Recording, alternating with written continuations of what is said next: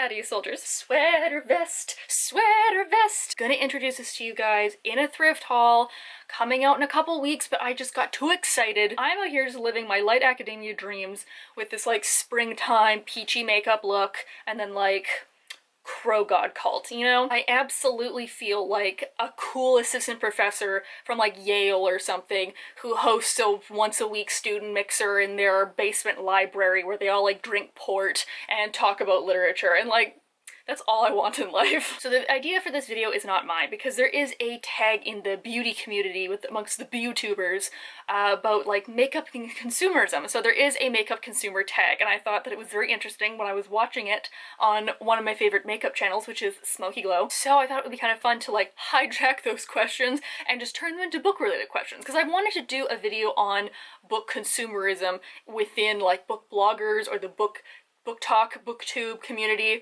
Because as you can see, I have a lot of them. I've spent a lot of money to make my shelves look this good, and I don't regret that, but I know it is kind of like a thing in the book community that if you want to be like a real booktuber, like a real book blogger, you have to have this beautiful bookshelf. There's other valid ways to get books, like I buy a lot secondhand. You can go to your library and get them for free. You can get cheap ebooks, which is something maybe I should start doing because they take up a lot less space. I thought it would be fun to twist this makeup consumer tag into a book-related tag, so if you would also like to do this, please do. I think this would be a fun commentary type of video. So, without further ado, let's expose me and my reading bookish consumer habits. Question 1 is, how much do you spend on books in a year? Now, this question is different now than it was before, because I used to work at a bookstore and I definitely spent a lot of money on books when I did that. I also had an employee discount, so like that kind of helped, but not really. Now I'm at a different job, but I'm also in like a salaried position, so like, you know, like I make some good money, and I try and cap my spending at about $100 a month. Sometimes it'll go like a little over, so like 100 to 150. But everyone has different things that they want to spend their fun money on, but to me it's all worth it because it's something that I use for my other hobbies, and it's just something that I really, really enjoy. And then the second kind of part of that question is, how much do you spend in a year? So 150 times 12. I know I look academic, but I can't do math to save my life. Hold on. So to be generous, I'm gonna say 150, which, by the way, I know sounds like a lot, but that is anywhere between like 5 to 7 books, like brand new hardcover or paperback, which is about $1,800 a year on books. That's not even counting the ones I get secondhand. You know what? Hey, it could be drugs. Question 2 is, do you ever feel guilty about how much you spend on books? Not really. Like, it's a passion and a hobby of mine, and because I like doing it, I don't feel any guilt associated with it. I see how this is more relevant in like the makeup sphere, because makeup's still seen as kind of like frivolous and like expensive stuff that you don't really need, whereas books have that more academic perception. But no, I don't feel guilty spending money within my means on something that I love. Number 3 is, do you get FOMO about book releases? Absolutely, like who doesn't? Come on. The fear of missing out on big name books is so real. Every month there is a new slew of books that are hyped to high heaven as being the newest, the greatest, the best, the most amazing thing in the world. If you read this, like, God's gonna come down himself and bless you, like your rent's gonna be paid, your skin's gonna clear, your crops are gonna be watered, your bed will make itself if you get this book. Like, there's these some that I'm just like, y'all need to just like chill a little bit. But I get real with myself because, for example, half of them are contemporary novels, and I don't read contemporary as much as I want to. It's being covered by a crow. This like little tiny portion there, and then like 2 on the other shelf there, is all the contemporaries I own. I have nothing against it, I just don't want to. I want to read fantasy stuff. So if I don't let myself like look at all the hyped contemporaries, I do feel a little better. Also, as a book blogger, I get big FOMO because I'm like, what if I miss out on the next big thing that I need to post about it, right? Like, you need to get your review up really fast, because if you don't, it's gonna be old news in a couple months. So in that way, I'm definitely trying to like rework my brain to be like, it's okay, Rachel, you can't read everything. It's just calm yourself. Number 4 is, do you purchase or keep items simply because they are limited edition?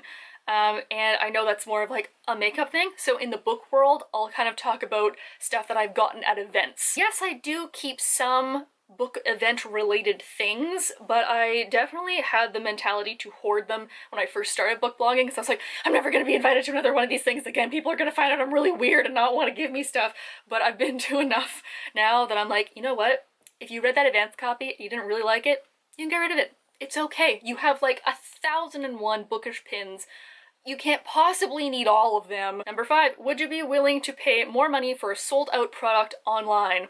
No! I guess this is something that the book community like doesn't really have, because like if a book is sold out, they're probably gonna reprint, or if it's sold out in hardcover, like it's gonna come out in softcover soon, so there's not really anything like sold out. I guess like, okay, you know, if it was an out of print book, yes, I have spent more money on out of print books, but only once or twice, so not that often. Number 6 is, do you wish you could spend more or less?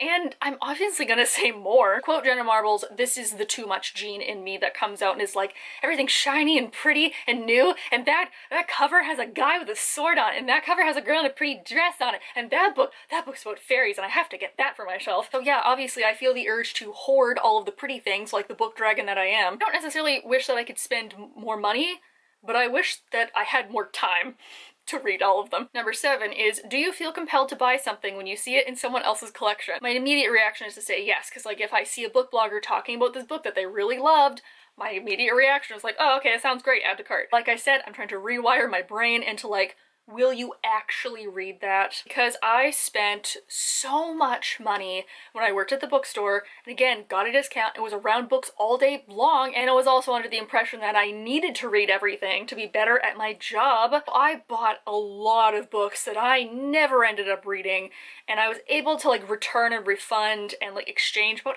half of them. So that is something that it was good for my life, because I learned a lot and I got a lot of my book contacts and met a lot of my friends there at the bookstore. It was also really bad because I like hardly made money for like 3 years of my life. Number 8 is, do you buy more during the holidays?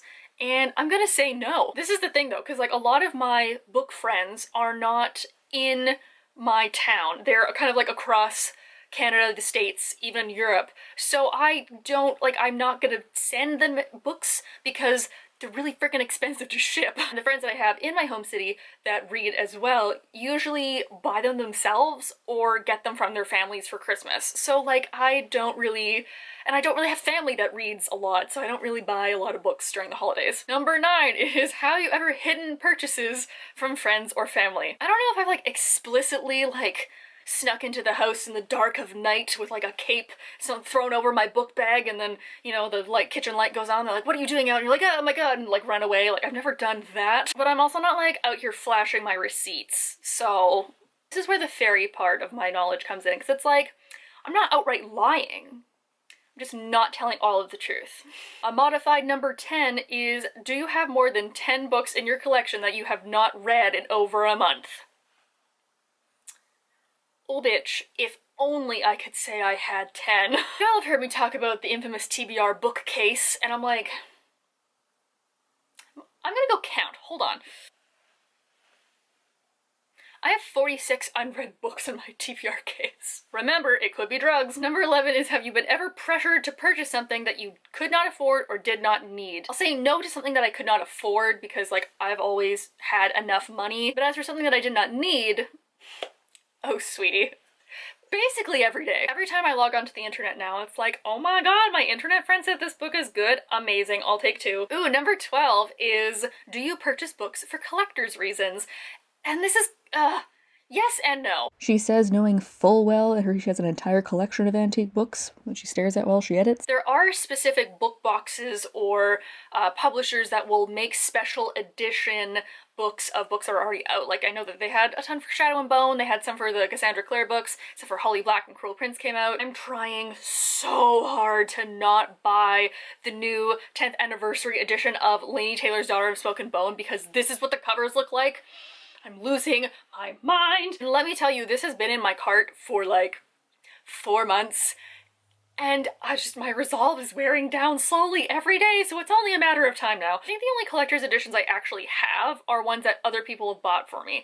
I mean, they're so beautiful, but that's also, to me, I'm like, I can't justify spending the like $80 US because I live in Canada, so the conversion rate sucks. I can't justify spending that much money on one book, so I do not have any like pretty collector's editions unless I buy them secondhand or I get them given to me. Oh, and to end this tag, number 13 is, in your book journey, have you become less or more consumeristic? I would say I've become less consumeristic, mostly because I don't work at the bookstore anymore, because that was a place that was this temptation city. Every time I went into work, it was like, what am I gonna spend my paycheck on today? So not being in that space anymore is definitely helping me buy less, and I don't have my discount anymore. And that was a big thing because I worked at Chapters Indigo, and the staff discount there is a juicy 30%. So, I mean, they're basically giving them away. Since I've gone back to buying books at full price, I've become less consumeristic because I just can't afford that many. And I've set my budget so that I don't go crazy. So I don't have the urge to, you know, to hoard that much anymore.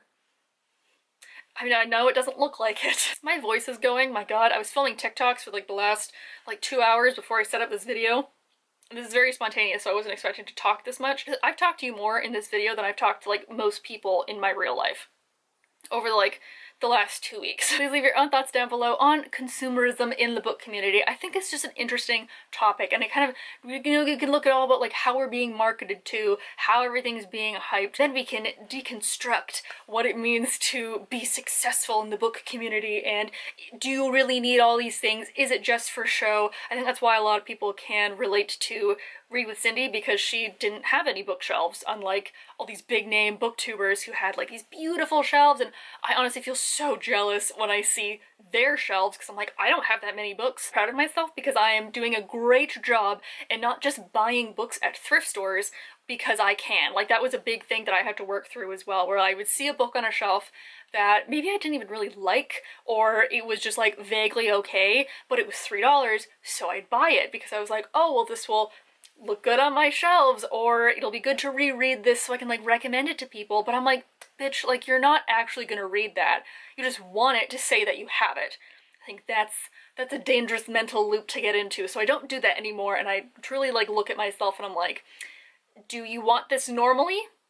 No, then you don't need it, even if it's cheap. A lot of things have different value according to different people, and something that I spend my money on you might think is frivolous, and vice versa. I mean, there are people here that are dropping like hundreds of dollars on really fancy restaurants, and I'm like, cool, man, you enjoy your like Duc l'Orange or something and your like $400 bottle of red wine. I'm gonna be over here with some like A&W chicken nuggets, having the time of my life. You know where to click like the video, you know where to click to subscribe. I hope you guys are all having a nice day wherever you are, and I will see you all next week. Bye!